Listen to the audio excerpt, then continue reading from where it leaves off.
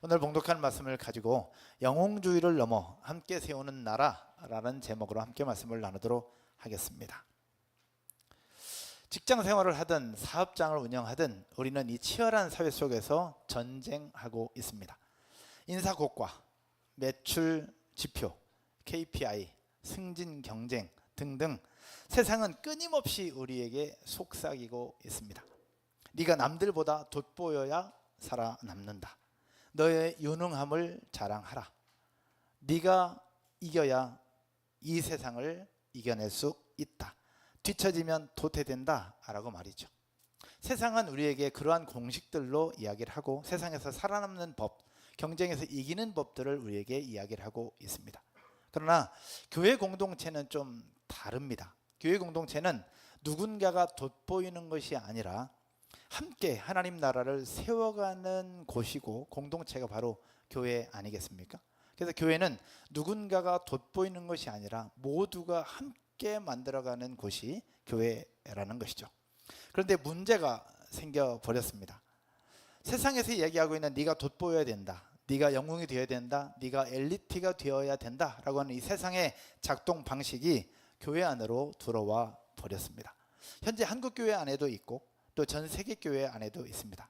근데 가장 극심했던 곳이 어디였느냐? 바로 고린도 교회였습니다.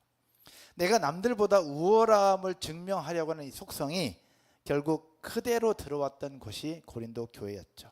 그 결과 고린도 교회는 영적인 전쟁터가 되어 버렸습니다. 결국 고린도 교회 성도들은 영적인 전쟁터를 만들면서 결국 하나님이 주신 귀한 은사를 가지고 그 은사를 자랑하듯 이야기를 했고 결국 그 은사들로 하여금 영적인 엘리트주의를 만들어 버렸습니다. 누가 더 신령하냐, 누가 더 엘리트이냐, 누가 더 돋보이느냐, 누가 더 영웅적이냐 라는 부분들을 가지고 교회를 혼란스럽게 했던 것이죠. 결국 교회 공동체는 깨어지고 있었고 사도 바울은 그런 모습들을 안타까워하면서 썼던 편지가 고린도 전서, 고린도 후서였습니다. 고린도 교회 상황들을 보면서 오늘 여러분들과 함께 6월 마지막 주에 나누어 보려고 합니다. 이제 다음 주 되면 우리 교회 창립 주년이기도 한데 우리 교회의 모습은 과연 어떠하냐라는 겁니다. 세상의 작동 방식이 우리 가운데 여전히 들어와 있는 것은 아닐까? 그럼 나의 모습은 과연 어떠한가? 세상의 작동 방식으로 우리 교회 속에서 내가 섬기고 있는 것은 아닌가? 우리 셀 공동체와 우리 교회 공동체를 세워가고 부서를 섬기고 있는 것은 아닌가? 이런 생각들을 한번 해보는 오늘 아침이 되었으면 좋겠다라는 겁니다. 그래서 오늘 말씀을 가지고 몇 가지를 살펴볼 건데 첫 번째는 이것입니다. 따라서 한번 해볼까요? 나를 증명하는 것에서 너를 위로하는 것으로. 오늘 본문은 여러 은사들을 얘기하는데 대표적으로 은사 두 가지를 얘기하고 있습니다. 하나는 방언의 은사고 또 하나는 예언의 은사입니다. 오늘 보면 4절을 한번 볼까요? 4절에 이렇게 말씀을 하고 있습니다. 방언을 말하는 자는 무엇을 세우고 자기의 덕을 세우고 예언하는 자는 교회의 덕을 세우나니 라고 말씀하고 있습니다. 여러분 방언을 하시는 분들 계실 거예요. 방언의 은사가 있고 방언을 하시는 분들 좋습니다. 잘하고 있는 것이고요. 더 많이 하십시오. 방언은 하나님과 직접 소통하는 것이고요. 하나님 앞에서 영적으로 더욱더 성숙해지고 성장해가는 통로가 되기도 합니다. 그래서 사도 바울도 방언을 칭찬했고 방언을 하라고 얘기하고 있고 방언에 대해서 본인도 고백을 하고 있어요. 사도 바울이 뭐라고 얘기했느냐? 고린도전서 14장 18절에 나는 너희 모든 사람보다 방언을 더 말함으로 하나님께 감사한다 라고 고백하고 있습니다. 혹시 방언 하신 분들 계시죠?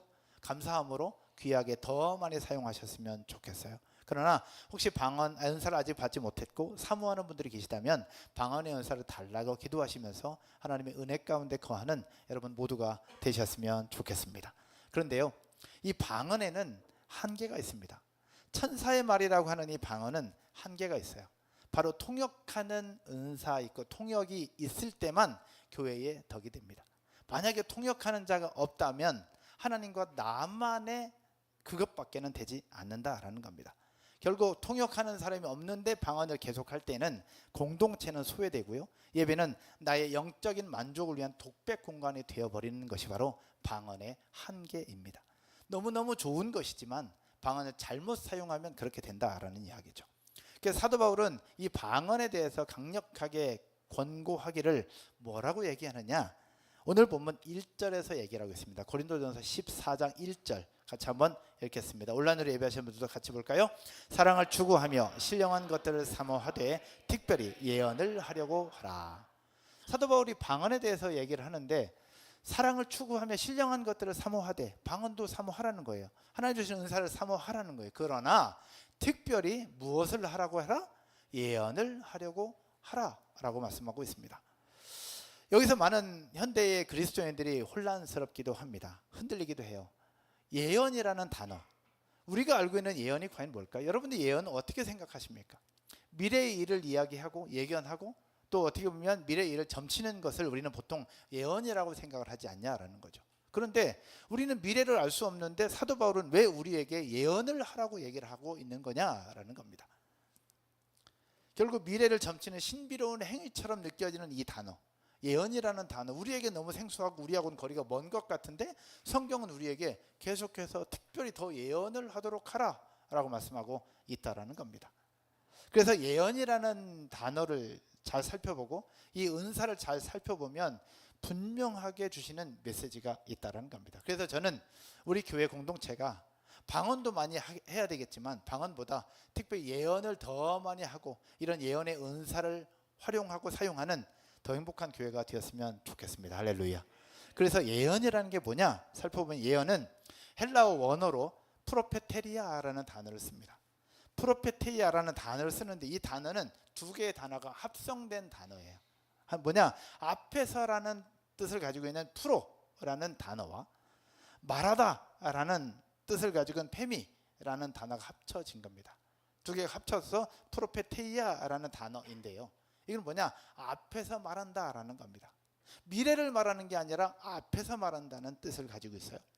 한자로 예언이 있죠. 한자로 언자는 말씀 언자예요. 그럼 예자는 무슨 예자일까? 그럼 한자로 보통은 예언하면 미리 뭐 그렇게 생각을 하거든요. 근데 예자가 미리 예자가 아니에요. 여러분, 은행에 돈을 맡길 때 뭐라고 해요? 예치금이라고 얘기하죠. 이 예자가 맡길 예자입니다. 결국 한자로 예언도 맡긴 말씀이라는 거예요. 그래서 맡길 예자를 쓰는 예언이에요. 그래서 누군가가 나에게 맡긴 그 말씀을 사람 그 앞에서 말하는 것, 이게 예언이라는 겁니다.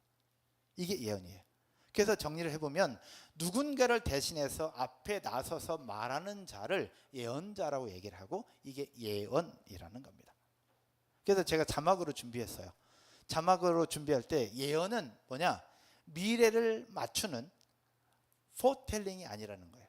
미래를 말하는 포텔링이 아니라 하나님의 마음과 하나님의 뜻을 맡아서 지금 대변해서 내가 선포하는 포스텔링이 바로 예언이라는 얘기죠. 이 예언이라는 부분들을 우리 이제 이해되시겠죠. 그래서 미래를 얘기하는 게 아니라 하나님의 뜻과 하나님의 섭리, 하나님의 마음을 내가 대변해서 현장에 있는 누군가에게 이야기해 주는 것, 이것이 바로 예언이라는 것이고, 사도 바울은 이 예언을 더 많이 하라라고 얘기를 하고 있는 겁니다.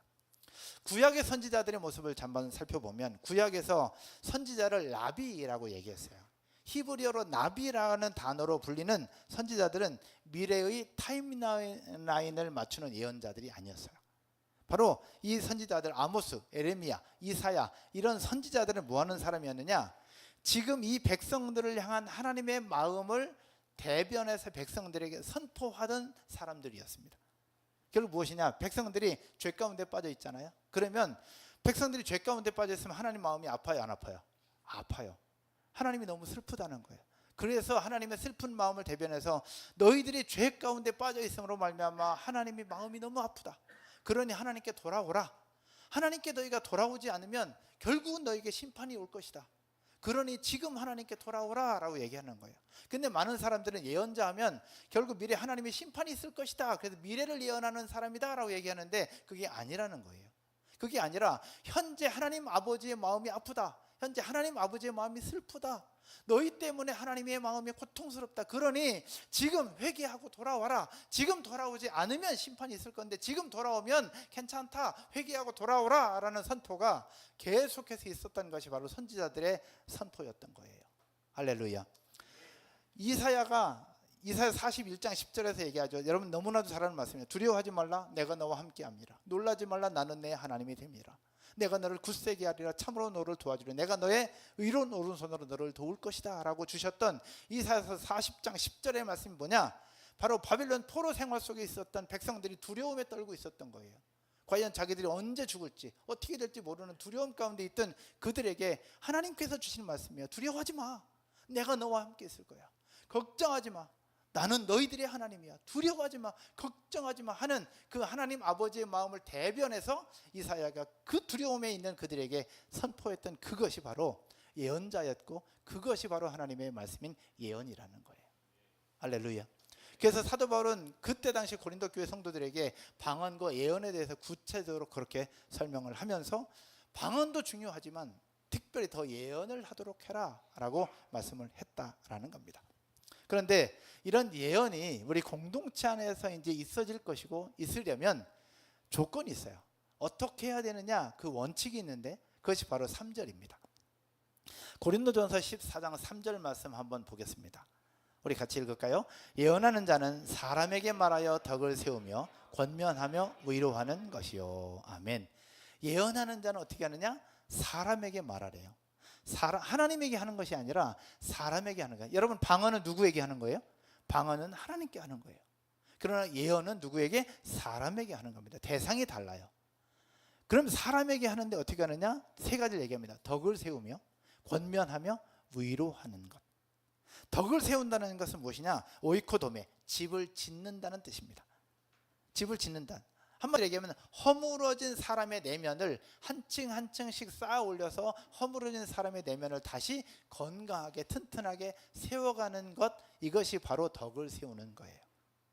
상처받은 사람, 몸이 다 마음이 산산이 부서져 있는 그 사람을 한 층 한 층 다시 쌓아 올리고 다시 쌓아 올려서 그 사람의 마음을 회복하고 그 사람의 영혼을 회복시키는 것, 이것이 바로 덕을 세우는 것이다. 예언은 그렇게 하는 것, 그 사람이 다시 건강하게 될 수 있도록 하는 것, 이게 덕을 세우는 것이라는 거죠. 세미나 때 워크 사역할 때 이런 부분들을 하는 거예요. 두 번째, 바로 뭐냐? 권면하며. 권면하면은 헬라어 단어로 파라클레시스라는 단어를 씁니다. 이 헬라어로 파라라는 단어는 옆에라는 뜻이거든요. 옆에라는 뜻. 그래서 권면은 뭘 얘기하는 거냐? 성령님의 다른 이름이 파라클레토스인데 이것도 바로 옆에 계시는 분이거든요. 그래서 이 파라클레시스라고 하는 권면은 뭐냐?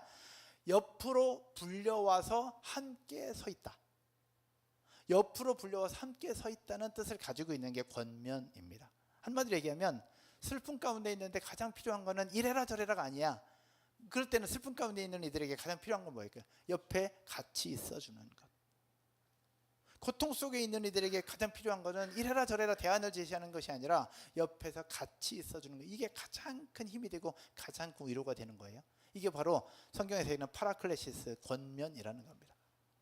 마지막 하나는 위로인데, 위로라는 단어도 미티아라는 단어예요. 이것도 똑같이 파라라는 단어를 쓰고 있어요. 이거는 뭐냐? 위로는 두려움에 떨고 있는 사람 옆에 바짝 붙어서 따뜻하게 말을 건네는 것, 이게 위로라는 겁니다. 똑같이 옆에서 따뜻하게 말을 건네주는 거예요. 그러면 예언을 알겠죠. 예언은 뭐 대단한 것을 하는 것이 아니라 힘들고 어렵고 고통 속에 있는 이들의 옆에 서서, 옆에 붙어서 따뜻한 말로 위로해주고 격려해주고 때로는 같이 있어주고 그 영혼이 회복될 수 있도록 한 층 한 층 쌓아주는 것, 이것이 바로 예언이라는 거예요. 그러면 여러분이 이런 예언이라면 여러분 할 수 있어요, 없어요? 충분히 할 수 있죠. 그래서 사도 바울은 특별히 더 예언을 하도록 하라라고 말씀하신 거예요. 미래를 예언하는 거라면 우리는 할 수 없어요. 저조차도 할 수 없을 거예요. 그러나 이런 예언이라면 이 자리는 저나 여러분이나 우리는 다 할 수 있고 아이들, 자녀들에게도 가르쳐서 할 수 있는 것, 하나님은 그런 은혜를 주실 줄로 믿습니다. 그래서 더 행복한 이런 예언의 은사들이 더 많이 생겨났으면 좋겠다라는 겁니다. 그래서 정리를 해보면 방언은 하나님께 말하는 것으로 하나님과 나와의 수직적인 소통입니다. 그러나 예언은 사람에게 말하는 것으로 하나님의 마음을 들고 내 곁에 지쳐있는 형제나 자매들에게 수평적으로 전달하는 사랑의 언어가 바로 예언이라는 것이죠. 그래서 정리하면 방언은, 따라서 해볼까요? 방언은 나를 세우는 것이지만 예언은 공동체를 세우고 교회를 세우는 것이다. 그래서 사도 바울은 방언도 좋지만 예언을 하기를 더 힘쓰라 라고 말씀하셨던 거예요. 그렇다면 고린도 교회에서는 왜 이런 은사들이 있는데 왜 이렇게 혼란스러워졌느냐라는 거죠. 고린도 교회에서 이런 은사들이 잘 되면 좋아야 되잖아요. 그런데 왜 이렇게 혼란스러워졌느냐? 여기서 최근 신학계에서 발표한 자료가 있어요. 바로 사회 수사학적인 관점으로 고린도 교회를 분석한 학자들이 발표한 자료인데, 이 자료에서 뭐라고 얘기했냐? 당시 고린도 교회 성도들이 은사를 오용하게 된 것은 그들의 신앙적인 문제가 아니었다라는 거예요. 신앙적인 문제가 아니었다. 그럼 뭐였냐? 왜 이런 은사들을 가지고 잘못 사용하고 있느냐라는 거죠. 그래서 이 사회 수사학적으로 관점으로 연구한 이 사람들은 뭘 얘기하는 거냐? 당시 로마 사회의 계급 구조와 로마 사회의 세상적인 어떤 관점들이 교회 안으로 그대로 침투함으로 말미암아서 교회 안에서 생겨난, 따라서 해볼까요? 영적인 계급 투쟁, 영적인 계급 투쟁이었다라고 얘기를 하고 있는 거예요. 왜 이렇게 표현했느냐? 여러분, 고린도라는 도시가 어떤 도시였다고 그랬어요? 상업도시, 굉장히 번화했던 상업도시였어요. 그러다 보니까 상업을 하면서 돈을 번 신흥부자들이 많이 있었어요.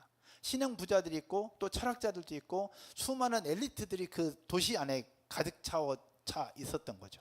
그 사람들은 서로 네가 잘났네, 내가 잘났네, 내가 스승이네, 네가 스승이네, 우리 스승이 누구네, 서로 싸우고 질투하고 서로 경쟁 문화 속에 있었던 도시가 고린도였던 거죠. 그런데 이런 문화가 교회 안으로 그대로 들어왔던 거예요. 사회 안에서 우리 대한민국도 그런 부분 있잖아요. 어떤 차를 타고 다니냐, 어떤 집에 사느냐, 어떤 직장을 다니냐, 어떤 직급을 있느냐, 이런 걸 가지고 서로 비교하고 질투하고 그런 부분들이 없지 않아 있잖아요. 학교도 몇 평이냐, 그런 부분들 속에 결국 학생들 사이에 이 괴리가 생기는 부분들이 분명히 있는데, 가장 극심했던 때가 어디냐? 고린도였다는 거죠. 고린도 교회, 고린도에 있던 사람들이 그러했는데, 그런 문화를 가지고 있는 사람들이 고린도 교회 안에 그대로 들어와서 공동체를 형성하고 문화를 형성하고 있었던 거죠. 그렇다면 그 생각들을 가지고 교회에 와서 뭘 했을까요? 하나님을 섬기고 예배했어요. 그때 하나님께서 그들에게 신령한 은사들도 주셨죠. 그러면 그 은사들을 공동체로 해서 건강하게 잘 사용했으면 좋겠는데, 그들은 사회에서 하던 방식 그대로 본인의 은사를 교회 안에서 똑같이 했던 겁니다. 그래서 방언의 은사를 받은 사람 막 여기서 그 방언으로 쌀락쌀락 계속 하면서 어떻게 하느냐? 방언을 하는 사람과 하지 않는 사람을 구분하게 됐고, 방언을 하는 사람들, 하지 못하는 사람들을 무시하게 되고, 결국 예배 가운데 공개적으로 방언 통역하는 사람가 없음에도 불구하고 공개적으로 방언을 막 하면서 하지 못하는 사람들로 하여금 또 다른 소외감을 느끼게 만드는 그런 부분들이 고린도 교회 안에 있었다라는 거죠. 결국 그 속에 나타난 영적인 계급 투쟁이 고린도 교회 안에 있었음을 우리는 볼 수 있다라는 거죠. 결국 그러다 보니까 결국 은사는 하나님의 공동체를 세우려고 주셨던 은사인데, 결국 교회 안에서는 타인을 밟고 올라서는 계급의 무기가 되어버렸다라는 이야기죠. 그래서 여러분들 알다시피 저희 교회에서는 방언을 제가 하라고 하잖아요. 예배 때도 하라고 합니다. 앞으로도 많이 하십시오. 그런데 언제 하느냐? 셀 모임 할 때는 방언하지 말라고 합니다. 셀에서 기도할 때는 가능하면 방언하지 않으시면 좋을 것 같아요. 그렇게 하고 있어요, 저희가. 감사해요. 그러나 예배 가운데는 통성 기도하고 합심 기도하고 금요 기도할 때는 방언 기도하라고 합니다. 마음껏 하셔서 하나님과도 소통하고 교회를 위해서 기도해주는 여러분 모두가 되었으면 좋겠어요. 그러나 소그룹으로 모일 때, 작은 인원으로 모일 때는 가능하면 방언보다는 예언의 기도로, 예언적인 은사로 함께 선포하고 그들을 위로하고 견면하고 그들을 세워주는, 덕을 세우는 기도가 셀그룹 안에 있어질 줄로 믿습니다. 그런 부분들이 잘 진행되면 교회 공동체는 건강하게 세워질 수 있다는 겁니다. 우리 안의 모습을 한번 돌아보자는 거예요. 우리의 열심이 있을 거예요. 은사도 있고 우리 열정이 있을 겁니다. 그런데 우리가 가지고 있는 열정이 누군가가 특출나고 누군가가 더 엘리트처럼 뭔가 특별하게 드러난다면, 그렇지 못한 이들에게는 소외가 되고 또 다른 아픔이 될 수 있다는 거죠. 여러분, 우리는 그렇지 않겠지만 예전 교회에서 그런 분들이 간혹 계셨어요. 1년 360일 새벽기도 한 번도 안 빠졌다고 간증하시고 나누시는 분들 혹시 들어보시는 분 계십니까? 이런 분들이 제일 무서운 분들이에요. 새벽기도 1년 360일 한 번도 안 빠졌다고 주장하시는 분들. 왜냐하면 그런 분들은 본인의 잣대와 본인의 기준을 가지고 다른 사람을 판단하고 정죄하거든요. 나는 1년 360일 새벽기도 한 번도 안 빠졌다. 근데 담임 목사님 왜 빠지냐고. 이제 그렇게 되면 이게 무서워지는 거예요. 이게 무서워지는 겁니다.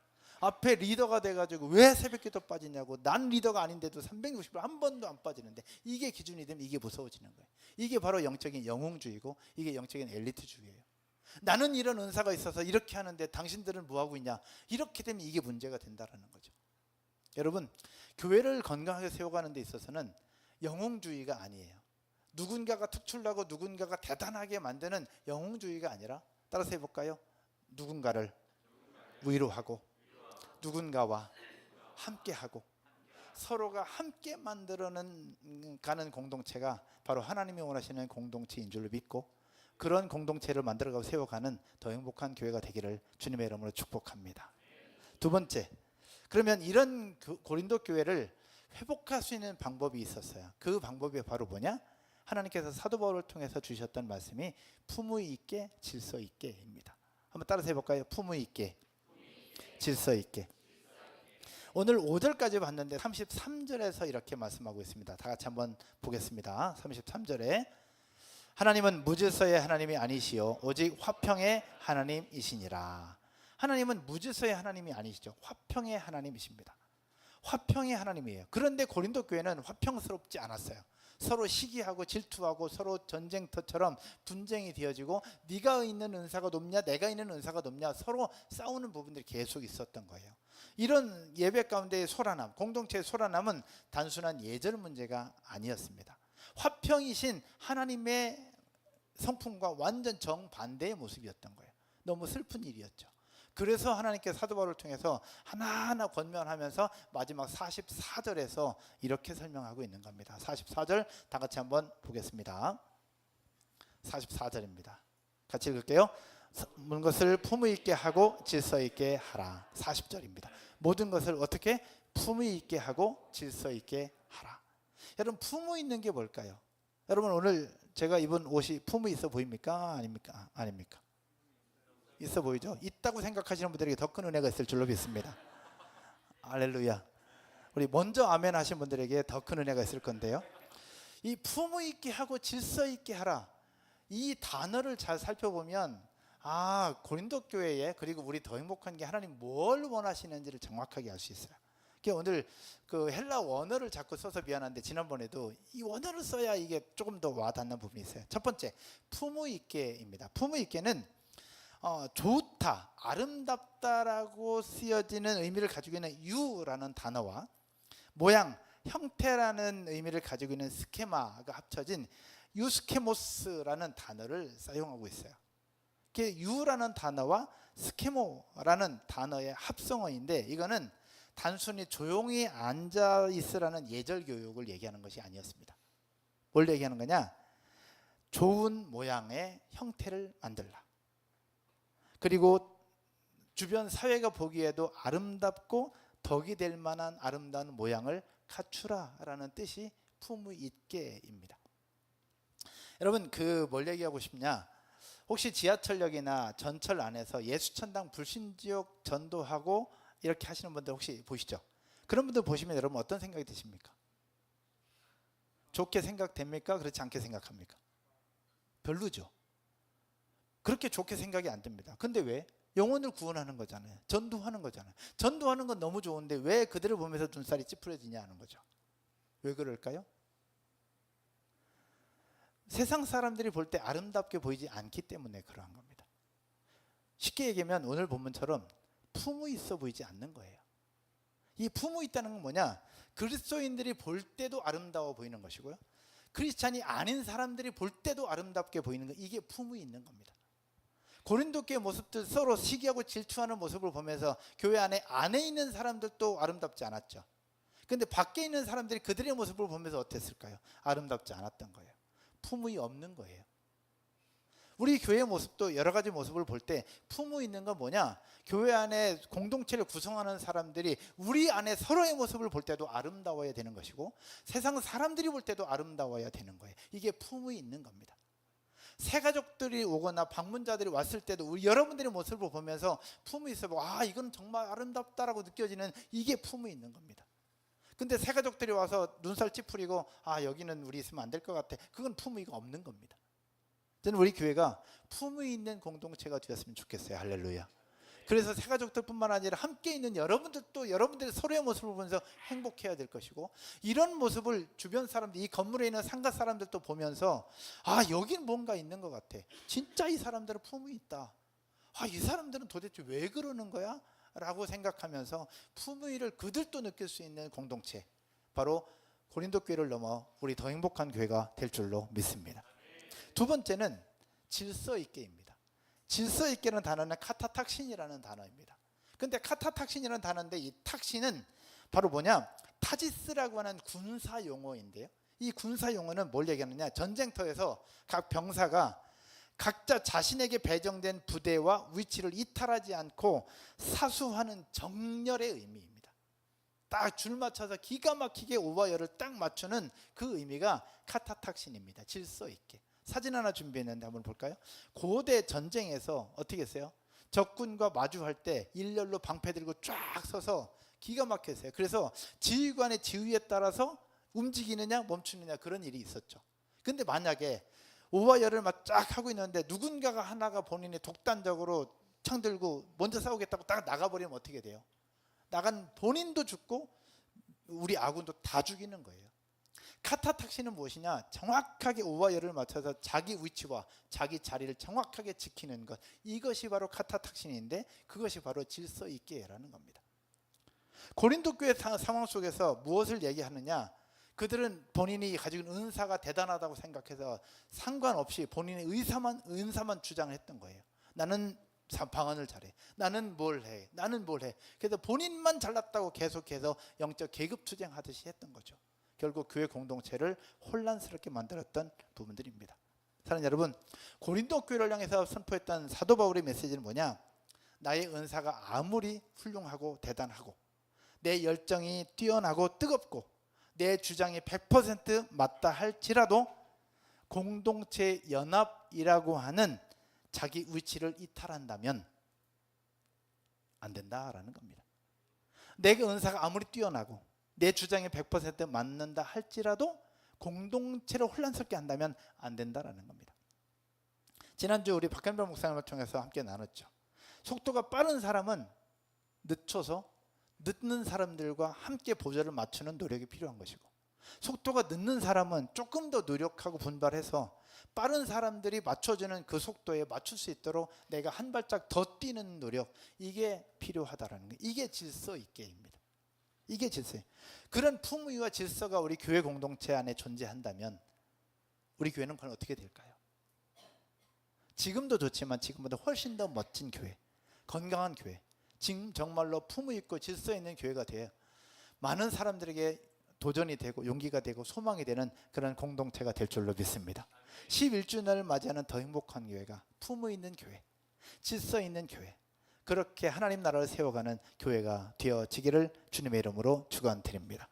그래서 존 스토트가 이렇게 얘기를 합니다. 한번 볼까요? 존 스토트가 교회 안의 은사는 시장에서 거래되는 재능이 아니다.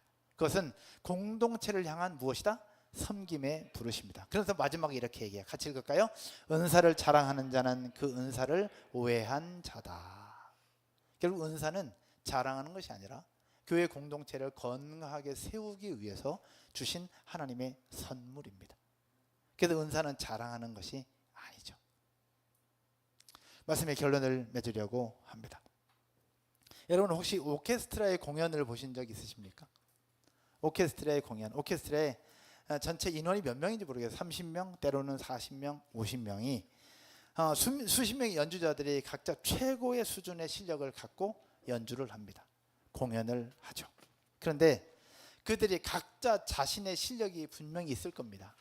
오케스트라에 뽑힐 정도 된다면 어마어마한 실력을 가지고 있겠죠. 그런 실력을 가지고 있다 보니까 그 많은 실력들을 가지고 그 본인에게 주어진 악보를 가지고 30명이 때로는 50명이 처음부터 끝까지 내리 연주하면서 달린다고 한다면 그 오케스트라는 과연 좋을까요? 안 좋을까요? 여러분 그런 공연 보고 싶습니까? 아니에요. 오케스트라에 참여하는 수많은 연주자들이 처음부터 끝까지 내리 본인의 악보대로 쫙 연주한다면 그것은 공연이라기보다는 하나의 소음에 불과할 겁니다. 찬양팀도 마찬가지입니다. 저는 우리 교회 찬양팀의 모습을 보면 너무너무 고맙고 감사한데요. 왜냐하면 전 여러 교회를 가보잖아요. 여러 교회 가보면 저희 찬양팀이 얼마나 은혜롭고 얼마나 좋은지 알아요. 그렇다고 딴 데 가보지는 마세요. 이게 여기서 누리시면 돼요. 누리시면 돼요. 근데요, 여기서 찬양팀이 있습니다. 드럼이 있고 베이스가 있고, 드럼과 베이스는 세트입니다. 드럼 킥과 베이스 음이 함께 연결됩니다. 그리고 메인 건반이 기초를 깔아주죠. 그리고 세컨 건반이 있어요. 어쿠스틱 기타가 있습니다. 싱어들이 있습니다. 그런데 여기에도 원칙이 있어요. 모든 악기들이 자기가 할 수 있고 다 실력을 가지고 있다고 악보 있는 그대로 처음부터 끝까지 100m 달리기 하듯이 모든 악기가 내리 달린다면 절대 은혜롭지 않습니다. 은혜롭지 않아요. 정말 은혜로운 예배, 기름 부음 있는 예배가 되려면 어떻게 되느냐? 드럼 기초와 건반 기초 위에 하나하나 쌓아가는 겁니다. 아까 예배할 때도 아무 소리 없고 우리 싱어도 없고 베이스 기타로만 연주했어요. 얼마나 은혜로워요. 어떨 때는 피아노만 나오고 어떨 때는 드럼만 나옵니다. 어떨 때는 악기 하나도 안 나오고 보컬들의 목소리만 나옵니다. 이것이 균형이 맞고 밸런스가 맞을 때 아름다운 선율로 하나님 예배하는 기름 부음이 있는 예배가 되는 것 아니겠습니까? 교회도 그러해야 되는 겁니다. 모두가 다 내리 달린다고 되는 것이 아니라 리더들이 있다면 멤버들이 있는 것이고, 앞서서 섬기는 이들이 있다면 누리는 사람이 있는 것이고, 또 누렸다면 누군가는 섬기는 이들을 위해서 존중하고 배려하고 그들을 위해서 힘을 낼 수 있도록 도와주는 것, 이것이 바로 품위 있는 것이고 질서 있는 것이라는 거죠. 우리 교회는 이런 오케스트라와 같습니다. 이런 팀과 같아요. 누군가가 나서면 누군가는 받쳐주고요, 또 때로는 바꿔서 누군가가 또 나서고 누군가가 받쳐주고, 그렇게 할 때 세상 사람들이 볼 때에도 아름다운 공동체, 건강한 공동체로 세워지고 그 속에서 자기 자리를 정확하게 지켜가면서 질서 있는 공동체로 세워진다면 더 행복한 교회는 멋지게 될 줄로 믿습니다. 오늘 한 주, 그리고 오늘 예배 드릴 때 우리 교회가 전체 오케스트라로 한다면 우리 주변에 셀 모임을 할 때 힘들어하고 지쳐있는 이들이 있다면 어떻게 될까? 오늘 그들에게 필요한 것은 예언의 메시지입니다. 하나님이 함께 하신다. 하나님이 지금도 당신을 사랑한다. 우리가 같이 기도할게 라고 도와주고 위로하고 견면하는 이 위로의 메시지가 바로 예언의 은사요. 예언의 은사를 통해서 오늘 셀모임 가운데 함께 위로받고 용기와 소망을 얻는 여러분 모두가 되실 줄로 믿습니다. 우리는 어린이 교회를 준비하고 또 국내 단계선을 준비합니다.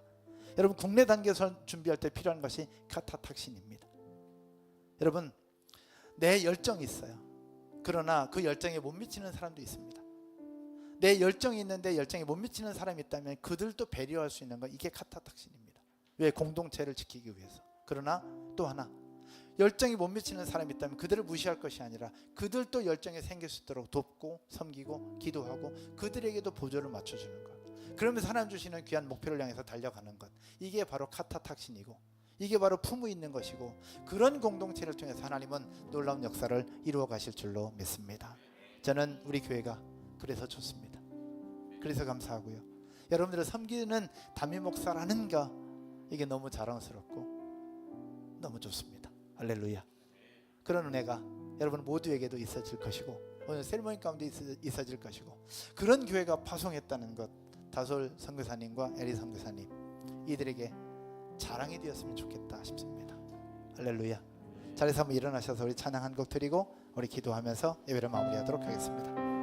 이 시간 드릴 찬양은 주 안에 우린 하나 기대라는 겁니다. 우리의 모습이 서로 다르지만 우리를 하나로 부르셨고 그 속에서 하나님의 역사를 이루어 가실 줄로 믿습니다. 같이 고백합시다. 주 안에 우린 하나